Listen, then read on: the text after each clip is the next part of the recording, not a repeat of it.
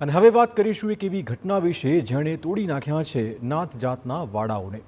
ઘટના બનાસકાંઠાના ધાનેરા તાલુકાના આલવાડા ગામની છે।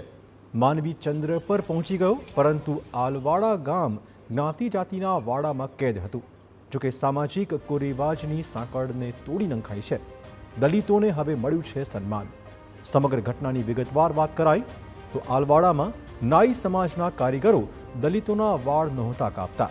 આમ કરવા પાછળનું કારણ હતું નાત જાતનો ભેદભાવ। આખરે વર્ષોથી ચાલતી આ પરંપરા પર મુકાયું છે પૂર્ણ વિરામ અને તમામ સમાજે એકત્ર થઈને આ કુરિવાજનો અંત આણ્યો છે। અમારે આ વાળ કાપવાની તકલીફ હતી એ ન કાપતા સાહેબ। આવતા તો કે તમારે વાળ અમે નહીં કાપ્યું, કે અમારે બીજા કોઈ આવતા નથી એવું કહેતા અમે આવતા ત્યારે।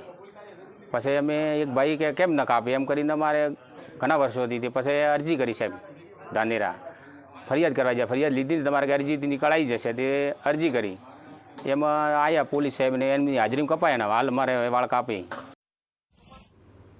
તો મહત્વનું છે કે ગામના નાઈ સમાજ વાળ કાપવાની સેવા ન આપતો હોવાથી દલિતોને અન્યત્ર જવું પડતું હતું અને સમય સાથે દાણાનો વ્યય થતો હતો।